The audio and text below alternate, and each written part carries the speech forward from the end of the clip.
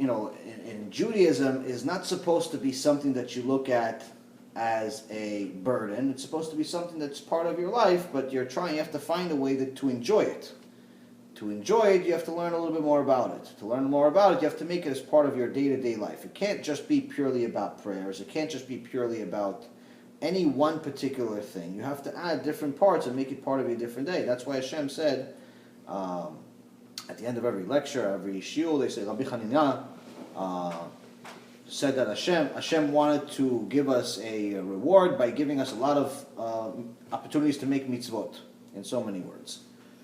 Why to make so many mitzvot? Because He gave us the ability to not only, obviously, have a lot of opportunities to win, a lot of opportunities to get reward.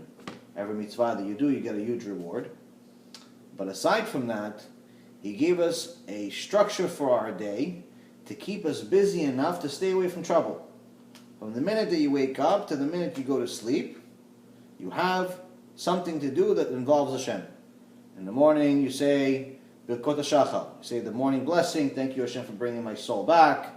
Thank you for not making me poor. Thank you for not making me this. Thank you for all these different things that we have. Giving me food, bringing my neshama back. All these different things that you have in the Siddur, plus certain things that you can add. But the key is that right away in the morning, you have the first thing, you have to wash your hands and do everything to already remind yourself that there is a boss in Shemayim. After that, you go and you do your tefillin.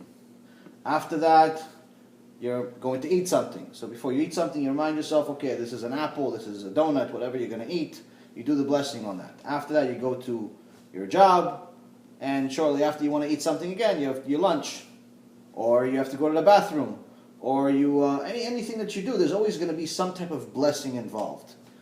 So much so to the point where Chazal tells us that if someone benefits in this world in any way without a blessing, should consider it as if he stole from Hashem.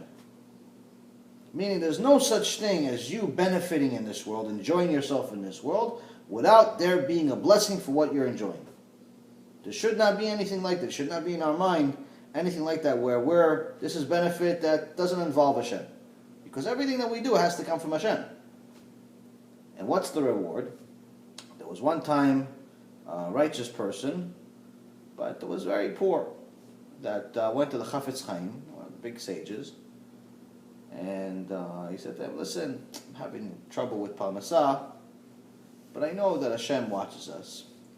So I was wondering if you could do some extra prayers for me, and say maybe if Hashem could take my schut for doing tefillin every day, maybe He could take the schut of the tefillin for this week, and give me parnassah, give me enough parnassah to, instead of that schut, instead of paying me in the olam haba, pay me in this world so I can at least get enough parnassah to eat.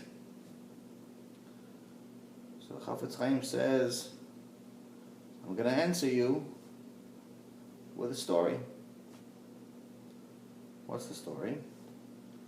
Chafetz Chaim says, one time there was a man, and he was a very big saver. And every day he would collect these coins, and he would hide these coins, and eventually he got to a point where after all these years, he collected a few gold Napoleon coins. So he had a handful of them. And he said, okay, this is my retirement money. And he took these coins, and he put them on top of his dresser. So of course the guy has kids. The kids play around, and one day one of his kids plays around. He starts climbing the dresser. He sees on top of it. He feels something. There's a coin over there. He takes one of the coins, gets really, really excited about it, and runs to the store. So he tells the store clerk, how much candy can I buy with this one? It's a gold coin. This is enough. Each one of these gold coins is like a year salary for this store owner. The store owner says, as much as you want. Take whatever you want. The kid gets really excited, takes a bunch of candy, and runs back home. So his family sees all this candy. Where'd you get all this candy? He goes, I got it from the store. Okay, you got it from the store, but how did you get it from the store? Because I bought it. Obviously, everybody got suspicious. What do you mean you bought it? He goes, oh, I bought it. I had some money. I'm like, where'd you get this money? He goes, oh, I had it in the dresser. I found it.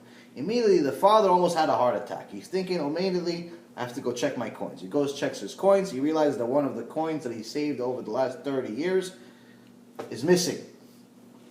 Runs to the store, tells the clerk, you liar, you cheater. You took the coins, you cheated my little boy. He's a little boy. How could you take advantage of him? You know who he is. You know who I am. It's not like you don't know. How could you do this? And of course, the guy's right. He's right. Listen, the guy knows who his father is. He's not supposed to take a gold coin that's a year's salary for a few pieces of candy. It's not fair. So the Chafetz Chaim tells the guy that came to him to give him to try to ask him for help with the tefillin. He says, see, it's the same thing with you. Right now you're asking me to take your gold coin that's going to give you enough for countless years worth of reward in the Olam Haba, and you're asking me to tell Hashem to give you a lollipop for it, just so you have some parnasah for this month. I'm not a thief, he tells him, and I can't be part of something like that. So no, I can't help you. So the man understood, not only is that the right answer, but the next time he did tefillin, he valued it much, much more. And Baruch Hashem, he got parnasah in another way.